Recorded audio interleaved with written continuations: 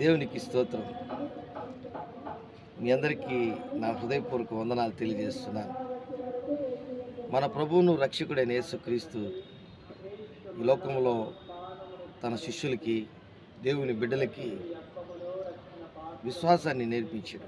అనేక సందర్భాల్లో విశ్వాసము అనేది చాలా ముఖ్యము అని చెప్తూ మనకు కూడా అబ్రహాము లాంటి వారిని పరిచయం చేశాడు. అయితే హెబ్రీయులకు రాసిన పత్రిక 11వ అధ్యాయంలో విశ్వాస వీరుల జాబితా అంతా కూడా మనకు కనబడుతుంది. అయితే ఆ విశ్వాస వీరుల జాబితాలో ఉన్నటువంటి వారికి దేవుడు రెండు విషయాలు గుర్తు చేశాడు. ఏంటి అవి రెండు విషయాలంటే, ఒకటి రాబోయేవి, అంటే వారి జీవితంలో దేవుడు జరిగించబోయేవి. రెండోది కంటికి కనిపించినవి. ఈ రెండు విషయాలు ఈ ఈ యొక్క అధ్యాయంలో మనకు చాలా కనబడతాయి. ఎందుకంటే అబ్రహాం విషయంలో తను బిడ్డలు 4 తరాలు, వారి యొక్క బిడ్డలు, వారి సంతానం ఆశీర్వాదంతో నింపబడి తిరిగి ఐగుప్తు దేశం నుంచి వాళ్ళు రావడం, అసలు బిడ్డలే పుట్టలేదు అబ్రహాంకి. కాబట్టి ఆ విశ్వాసం గురించి దేవుడు మాట్లాడుతున్నటువంటి విషయాన్ని కంటికి కనబడనివి, జరగబోయేవి, తన జీవితంలో అదృశ్యమైనవి దేవుడు అబ్రహాముకి, అలాగే ఇంకా దైవజనులకి, దేవుణ్ణి ప్రేమించి వారందరికీ చెప్పాడు. కాబట్టి ఈరోజు ఈ హెబ్రీయులకు రాసిన పత్రిక 11వ అధ్యాయం అంతా మీరు చదివితే ఒక అద్భుతమైనటువంటి విషయాలు మనకు కనబడతాయి. 11వ అధ్యాయం 1వ వచనంలో విశ్వాసం అన్నది నిరీక్షించు వాటి యొక్క నిజస్వరూపం, అదృశ్యమైనవి ఉన్నవనుటకు రుజువునై ఉన్నది. దేవుని బిడ్డలారా, ఒక అదృశ్యమైనటువంటి ఆ కార్యములు నీ జీవితంలో, నా జీవితంలో మనం పొందుకోవాలని ఒకవేళ ఆశపడుతున్నట్లయితే మనకు విశ్వాసము, నిరీక్షణ ఇవన్నీ కూడా మనం కలిగి ఉన్నప్పుడు మన జీవితంలో అవి దేవుని యొక్క ఉన్నతమైనటువంటి ఆశీర్వాదాలని మనం పొందుకునేటట్లుగా ఈ విశ్వాసము, నిరీక్షణ మనకు వాటిని నిజ స్వరూపముగా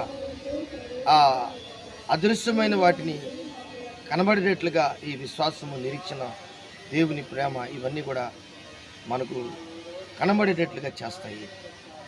కాబట్టి నువ్వు ఏ విషయంలో నిరుత్సాహంలో ఉన్నావు, వేదంతో ఉన్నావు, దిగులుతో ఉన్నావు, బాధతో ఉన్నావు, ఇది జరగలేదే, నా జీవితంలో ఎప్పుడు జరుగుతుంది అని అనుకోవద్దు. ఎందుకంటే 2వ వచనం అంటాడు, దానిని బట్టి పెద్దలు సాక్ష్యం పొందిరి, ప్రపంచములు దేవుని వాక్యం వలన నిర్మాణమైనవని, అందును బట్టి దృశ్యమైనది కనబడేడు పదార్థము చేత నిర్మింపబడలేదని విశ్వాసము చేత గ్రహించుకొనుచున్నాం. కాబట్టి ఈ ప్రపంచాన్నే విశ్వాసంతో, నోటి మాటతో దేవుడు చేశాడు. నీ జీవితంలో కూడా దేవుడు గొప్ప కార్యాలు, 2 విశ్వాసము, నిరీక్షణ నీ జీవితంలో ఉంటే, ఖచ్చితంగా దేవుని పట్ల ప్రేమ కలిగింటే, ఆయన నిన్ను ఖచ్చితంగా నమ్మకం కలిగినటువంటి ఆ దేవుడు, నిజరక్షకుడైన యేసుక్రీస్తు తండ్రి, కుమార, పరిశుద్ధాత్మ త్రియేక దేవుడు నేనేం చేస్తాడంటే నీ నమ్మకాన్ని వమ్ము చేయడు. అబ్రహాము జీవితంలో 15వ అధ్యాయంలో దేవుని నమ్మాడు, అది అతనికి నీతిగా ఎంచబడింది.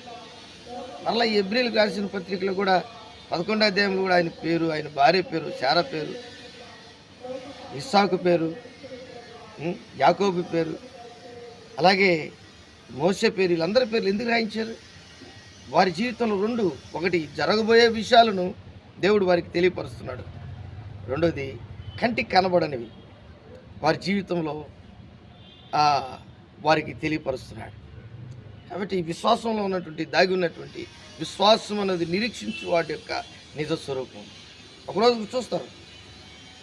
కాబట్టి దేవుని బిడ్డలారా, ఈరోజు ఒకవేళ దేవుణ్ణి మనం తక్కువగా ఆలోచించినట్లయితే దేవుని క్షమాపణ అడగాలి.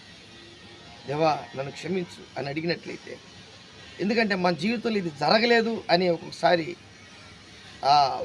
ఎందుకు దేవుడు చేయలేదు, ఎందుకు నా జీవితంలోనే ఇలాంటి పరిస్థితులు వస్తాయి అని ఆ విశ్వాస వీరుల జాబితాల్లో ఉన్నటువంటి వారు కూడా చాలాసార్లు అనుకో ఉండొచ్చు. కానీ వారు పశ్చాత్తాపడినప్పుడు దేవుణ్ణే అబ్రహాం ఎన్నో ప్రశ్నలు వేశాడు. ఆదికాండం 15 అధ్యాయంలో అయితే అంటాడు, ఇవి నాకెట్లా తెలుస్తుంది అంటే, దేవుడు ఒక పెయ్యని, 3 ఏండ్ల పెయ్యను, 3 ఏండ్ల మేకపోతును, 3 ఏండ్ల గొర్రెను తీసుకొని, ఒక పావుర పిల్లను, ఒక గువ్వను తీసుకొని నాకు వధించు. ఆయనకి గాఢ నిద్ర కలిగజేసి ఆ జరగబోయే విషయాలన్నీ కూడా దేవుడు కళ ద్వారా చూపించాడు. ఎంత గొప్ప విషయం. కాబట్టి ఈరోజు నీ జీవితంలో, నా జీవితంలో కూడా ఆయన అనుకునేది నీ పట్ల జరగాలంటే నీవు విశ్వసించి నిరీక్షణ కలిగినటువంటి వ్యక్తిగా దేవుని ముందు కనబడాలి. అప్పుడే అదృశ్యమైన ఉన్నవనుటకు రుజువు అయి ఉంటుంది.